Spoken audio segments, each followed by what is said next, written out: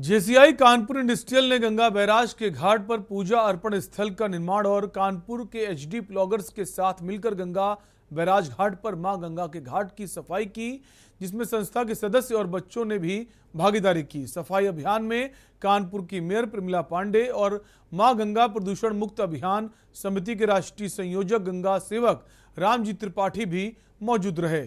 Kanpur mayor Pramila Pandey ने अर्पण स्थल का लोकार्पण किया और इसी के साथ स्वच्छ निर्मल गंगा कार्यक्रम का शुभारंभ किया।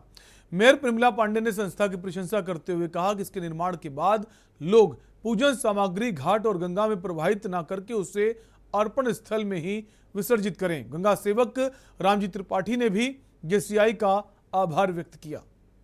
वहाँ बच्चे हमारे और मेरे बेटे बेटियाँ सारे मिल कर के गंगा सफाई में गंगा को आज यहाँ पर साफ किया।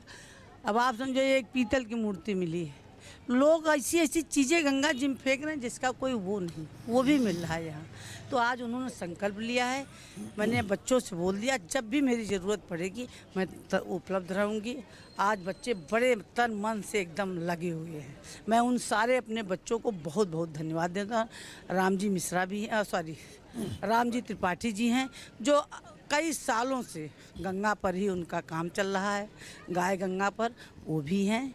सब लोग मिल के हम लोग गंगा को बिल्कुल साफ करके ही ठाक। क्या अपील करना चाहेंगी अन्य संस्थाओं से कि किस तरह से आगे? वो देखो काम जब एक बार बच्चों ने चालू कर दिया तो सारी संस्था को आना ही पड़ेगा, क्योंकि गंगा सबकी माँ है। गंगा किसी एक की नहीं है, गंगा सबकी माँ है। और मैं चाहूँगी कि अपनी माँ की सफाई करने के लिए किसी को इतराज़ नहीं करना चाहिए, सबको मिल के साफ करना चाहिए। लेकिन मैं फिर भी ये कहूँगी अगर वो गंदा न करे तो साफ करने की कोई ज़रूरत नहीं है।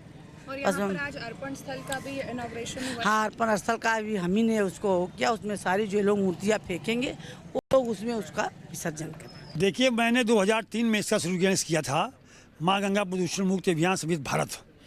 और सर्वाधिक प्रदूषण 2550 किलोमीटर लंबी गंगा, गंगोत्री से गंगा सागर तक ये 2550 किलोमीटर लंबी गंगा और 5 राज्यों को छू रही हैं। और यहाँ पर भारत का 1/4 हिस्सा जो बेरोजगारी का इसमें रोजगार पा रहा है उससे, इन गंगा माँ से। और हमारी भारत की पहचान भी गए, हम जिस देश के वासी, जिस देश में गंगा बहती है। तो आज ऐसी स्थिति में गंगा का प्रदूषण सबसे ज़्यादा है गंगोत्री से गंगा सागर तक जाने में कानपुर महानगर में मिला। कानपुर महानगर से मैंने गंगा का बहुत बड़ा आंदोलन किया और देश के सभी शंकराचार्यों को, स्वामी जगतगुरु शंकराचार्य, स्वामी वासुदेवानंद सरस्वती महाराज जी के नेतृत्व में एक बहुत बड़ा आंदोलन खड़ा हुआ। स्वामी हरचेतन ब्रह्मचारी जी राष्ट्रीय अध्यक्ष आंदोलन के, वो भी यहाँ पे आए। देश के सभी साधु संत हजारों हजार की संख्या में आकर के यहाँ पे गंगा तट पर उन्होंने धरना भी दिया। ऐसी स्थिति में जब गंगा आंदोलन प्रारंभ हुआ तो फिर मुझे सौभाग्य मिला कि गंगा को राष्ट्रीय नदी मिली। लेकिन राष्ट्रीय नदी में मुझे वो सफलता नहीं मिली, राजनीतिक प्रभाव उसमें आ गया। लेकिन इसके बाद जो गंगा मंत्रालय बना, मैंने बहुत आग्रह करने के बाद और वो मंत्रालय बना और मोदी जी ने उसको बड़ी ही पवित्रता के साथ में उस विषय को लिया। मैंने जो उनके समक्ष है उनके सामने एक बात रखी कि गंगा का सर्वाधिक प्रदूषण कानपुर महानगर में है। इस निवेदन को उन्होंने मोहन भागवत जी के माध्यम से और शंकराचार्य जी के माध्यम से उसको स्वीकार किया और कानपुर महानगर में स्वयं भी आए गंगा की पवित्रता के काम करने के लिए, निर्मलता के लिए। अविरल गंगा और निर्मल गंगा 2 मिशन हमारे हैं। अविरल गंगा उत्तराखंड में गंगा बांधों में कैद है और निर्मल गंगा यहाँ प्रदूषण से, सीवर से, टेनरी से, कारखानों से और लोगों के अज्ञानता से आते हैं, कचरा समझ के गंगा जी में डाल देते हैं।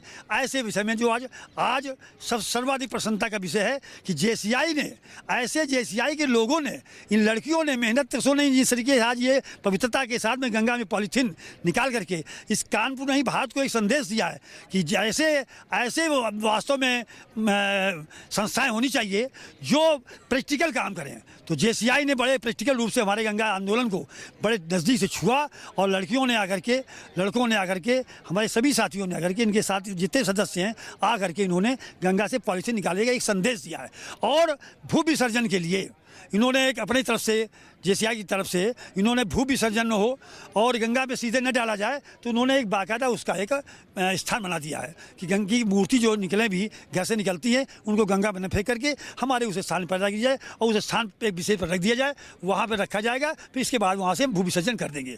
ऐसी स्थिति को जब प्रैक्टिकल रूप से जनजागरण के रूप में ऐसे लोग घर से निकलेंगे, ये एयर कंडीशन के लोग रहने वाले हैं, ये एसी लोग देसी में आ गए, तो गंगा को जब तक कोई देसी क्रॉसिंग में नहीं लाएगा तब तक गंगा ठीक नहीं होगी। आज मुझे बड़ा गर्व इस बात का, खुशी है कि JCI के माध्यम से इतना बड़ा इन लड़कियों ने अपना घर परिवार सबको जोड़ करके इससे बच्चों को ला करके ये बताया है कि गंगा हमारी माँ है और माँ की अस्मिता की रक्षा कैसे होनी चाहिए। मैं JCI को बहुत बहुत प्रणाम करता हूँ, धन्यवाद देता हूँ।